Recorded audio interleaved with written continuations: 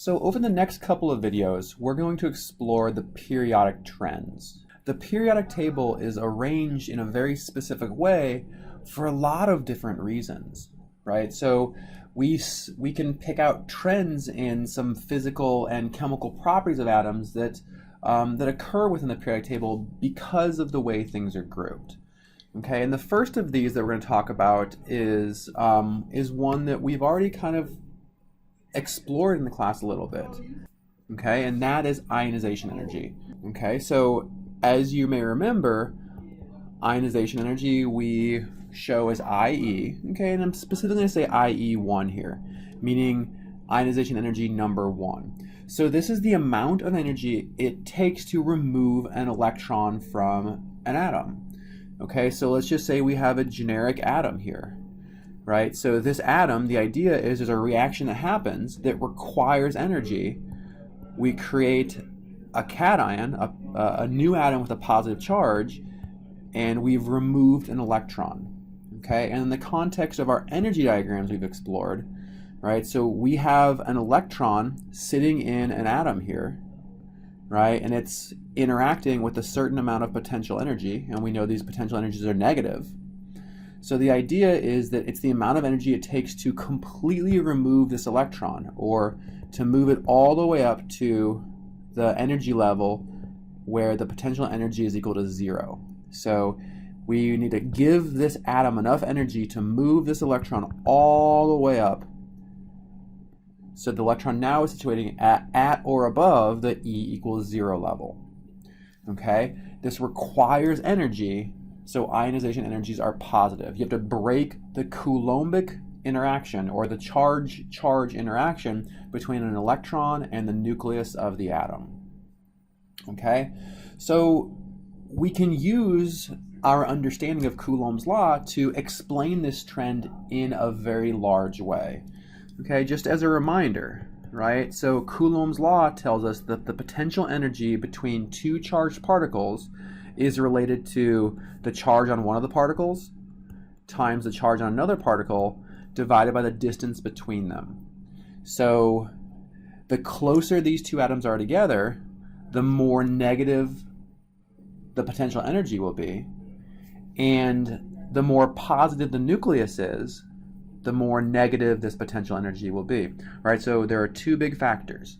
So the distance the electron is from the nucleus, which we understand as related to the shell number, right? So shell number 1 is close. Shell number 2 is further away. Shell number 3 is even further away. So we would expect that as the shell number increases, our radius increases, making our potential energy less negative, right? So moving this up a little bit higher on our energy diagram, making this difference in energy, which is our ionization energy, smaller. So as we increase the shell number, we would expect our ionization energy to decrease because the electron starts at an energy closer to 0.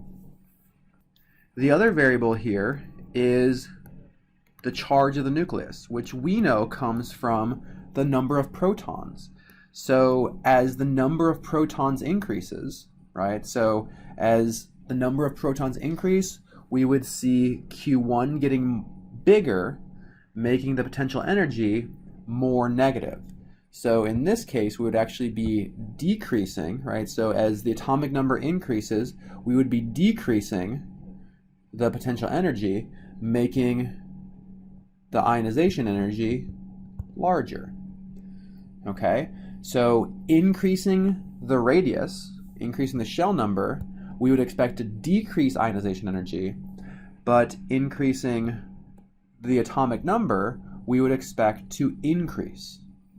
Okay, so let's look at the periodic table and see if we can pick out how this might propagate itself. All right, so what we know is true is that row 1 roughly corresponds with shell 1, row 2 roughly corresponds with shell 2, row 3 roughly corresponds with shell 3, and shell 4, and on, right? So we said that as the shell number increases, the ionization energy decreases. So we would expect up here, we would have a large ionization energy, right? At the top of the periodic table, we would expect the ionization energy to be large because the electrons are close to the nucleus. And as we move down the periodic table, we would expect to have a small ionization energy.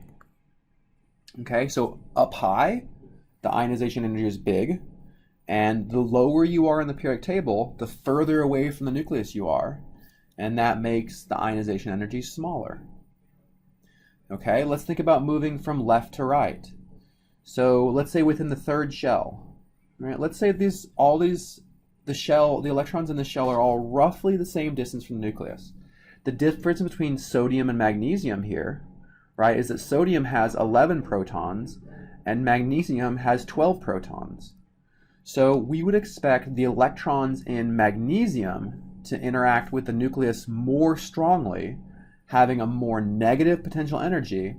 So we would expect on the left side here to have a small ionization energy. But as you move right, we are increasing the number of protons. So by the time you get to argon, we have 18 protons. So to the right side of the periodic table, we would expect to have large ionization energies. Okay, so Coulomb's law can explain the general trend that we see in ionization energies. At the bottom of the periodic table, we have small ionization energies. On the left side of the periodic table, we have small ionization energies. So in the bottom left, we would expect these ionization energies to be really small. But as you move up and to the right, we observe larger ionization energies. So in the top right corner, the ionization energies are very, very large. So the general trend looks like this. In the bottom left corner, we have small ionization energies. The electrons are easy to remove, but in the top right corner, we have much larger ionization energies. Okay, that's the general trend. The general trend is explained by Coulomb's law. In the next video, we're going to see that there are some exceptions, and we'll explain where those exceptions come from.